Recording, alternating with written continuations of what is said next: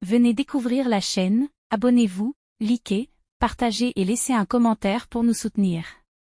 Dans la nuit du 6 au 7 septembre 2025, la Russie a lancé une attaque aérienne de grande ampleur contre l'Ukraine, marquant une nouvelle escalade dans un conflit qui dure depuis plus de 3 ans. Cette offensive, l'une des plus violentes depuis le début de la guerre, a principalement visé la capitale ukrainienne, Kiev, provoquant la mort de civils. Depuis le déclenchement de la guerre entre la Russie et l'Ukraine en février 2022, la communauté internationale n'a cessé de multiplier les appels au cessez-le-feu et à la recherche d'une solution pacifique. Malgré ces nombreuses initiatives diplomatiques, la Russie continue d'exercer une pression militaire intense sur le territoire ukrainien. Et la stratégie militaire du Kremlin semble viser l'épuisement progressif des capacités de résistance de l'Ukraine. Les attaques aériennes régulières, les bombardements massifs et les opérations terrestres dans les régions de l'Est, notamment dans le Donbass, montrent une volonté claire de maintenir une domination sur les zones stratégiques. Malgré les médiations proposées par des puissances neutres et les résolutions du Conseil de sécurité de l'ONU, aucune trêve durable n'a été obtenue. La Russie justifie son action comme une défense de ses intérêts sécuritaires, tandis que l'Ukraine, soutenue par l'Occident, défend son intégrité territoriale. Cette guerre prolongée a non seulement causé d'importantes pertes humaines et matérielles, mais a aussi aggravé les tensions géopolitiques mondiales, entraînant des sanctions, une crise énergétique et des répercussions économiques à l'échelle internationale. La pression militaire constante exercée par la Russie illustre la complexité du conflit et le manque de volonté réelle d'arriver à une paix durable. Tant que les actions armées priment sur le dialogue, la stabilité dans la région restera hors de portée. Seule une solution diplomatique sincère et équilibrée pourra mettre fin à cette tragédie humaine et restaurer la paix en Europe de l'Est.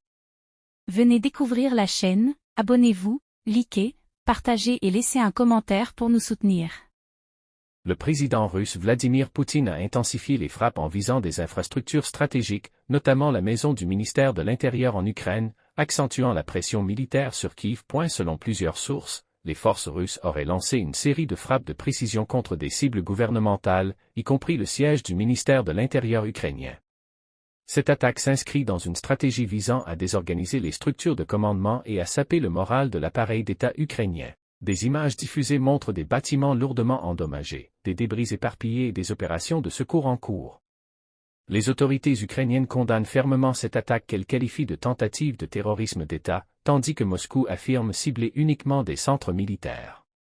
La destruction de la maison du ministère de l'Intérieur marque une escalade inquiétante dans le conflit russo-ukrainien. Elle souligne la volonté de la Russie de frapper au cœur des institutions ukrainiennes. La communauté internationale continue d'appeler à la désescalade, tandis que les tensions restent vives sur le terrain. Depuis le début de la guerre en Ukraine, les puissances occidentales observent avec inquiétude l'escalade des hostilités menées par la Russie. Les récentes frappes ciblant des bâtiments gouvernementaux ukrainiens, dont le ministère de l'Intérieur, ont suscité de vives réactions sur la scène internationale. En réponse à ces attaques, les pays de l'Union européenne, les États-Unis, le Royaume-Uni et leurs alliés de l'OTAN ont unanimement condamné ce qu'ils qualifient d'attaques barbares contre des institutions civiles. Des réunions d'urgence ont été convoquées à Bruxelles et à Washington pour envisager de nouvelles sanctions économiques contre la Russie, tout en renforçant l'aide militaire et humanitaire à l'Ukraine. En parallèle, les dirigeants occidentaux ont réaffirmé leur soutien indéfectible à Kiev, insistant sur le respect de la souveraineté ukrainienne et la nécessité d'un règlement pacifique du conflit. Les frappes russes en Ukraine, et particulièrement contre des bâtiments symboliques, ont ravivé la solidarité occidentale envers l'Ukraine. En condamnant fermement ces actes, l'Occident envoie un message clair: toute attaque contre l'ordre international sera suivie de conséquences diplomatiques et économiques significatives. Venez découvrir la chaîne, abonnez-vous, likez, partagez et laissez un commentaire pour nous soutenir.